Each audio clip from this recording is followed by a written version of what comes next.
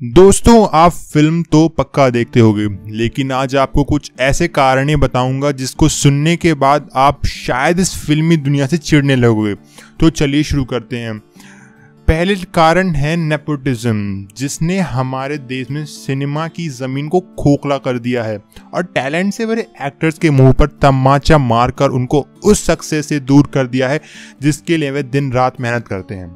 जरा आप सोचिए, आप पढ़ाई में काफ़ी तेज हो और दिन रात मेहनत करते हो, लेकिन एग्जाम के टाइम पर टीचर आपको बिना पेपर दिए ही घर भेज दे और अपने बेटे को बिना एक वर्ड लेके क्लास का टॉपर बना दे, तो आपको कैसा लगेगा?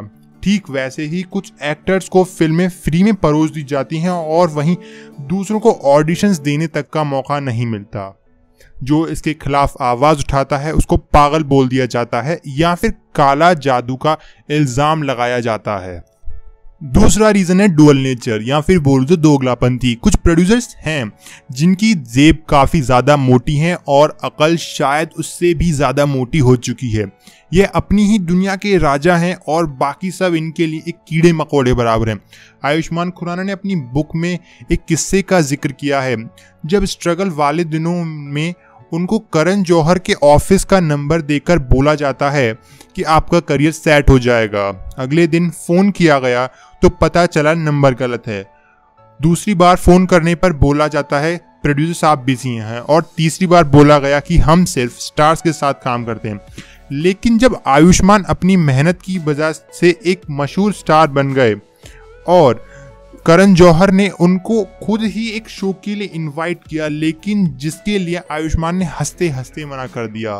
तीसरा रीजन है हमारे देश की नैया डुबाने वाली मीडिया, जो आजकल खबरें दिखाती कम और बनाती ज्यादा है। कौन सा स्टार जिम में किस रंग की पानी की बोतल लेकर जाता है, किसके बच्चे ने अपने मुंह से पहला शब्द बोला, या फिर किसने पहली बार किचन में बर्तन साफ किए, यह इनकी खबरों की हेडलाइंस होती हैं। लेकिन एक बात है, खबरों में दिखता वो है जिसके नाम के पीछे कपूर या खान होता है। बाकी वाजपेयी, हुडा, सिद्दीकी से इनका कोई लेना देना नहीं है। क्या सोच रहे हैं, ऐसा क्यों? जवाब है वो हरे हरे नोट जिससे इनका धंधा चलता है, और कुछ मामूली एक्टर्स को जनता के बीच में भगवान बनाकर दिखाया जाता है।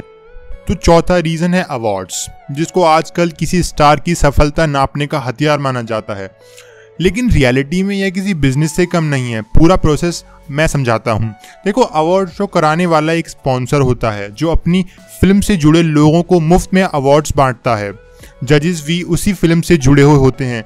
मान लीजिए अमेजॉन ने फिल्म फेयर कराया तो गुली बॉय को 13 अवार्ड्स मिले। सीक्रेट तो आपको पता ही है। दूसरी कलाकारी है अपने मन से कैटेगरीज बनाना और स्टार किड्स के हाथों में ये अवार्ड्स देना, जिसके साथ ये अगले दिन सेल्फी लेकर इंस्टा पर अपलोड कर देते हैं। तो इनसे यह पूछिए कि सुशांत की ट्रॉफीज और अवार्ड्स किस स्टार किड्स को दी। पांचवा रीजन है so called a listed TV shows, जो बनते तो हैं सिर्फ एंटरटेनमेंट के लिए, लेकिन इनका असली इस्तेमाल होता है अपनी भड़ास को निकालने के लिए। कॉफी के नाम पर पूछा जाता है कि वह एक्टर आपसे बेकार क्यों है, तो वह पार्टी में गरीब जैसे कपड़े क्यों पहनता है, या फिर उसकी इंग्लिश इतनी टूटी फूटी क्यों है।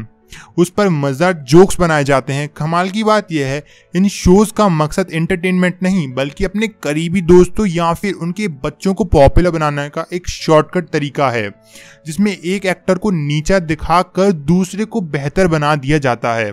तो दोस्तों, यह थे कुछ कारण जिससे हमें पता चलता है हीरे की तरह चमकने वाली बॉलीवुड इंडस्ट्री सिर्फ एक कीचड़ का दलदल है, जो कुछ मजबूरों को अपनी तरफ खींचकर खुद उनको उनकी जान का दुश्मन बना देता है।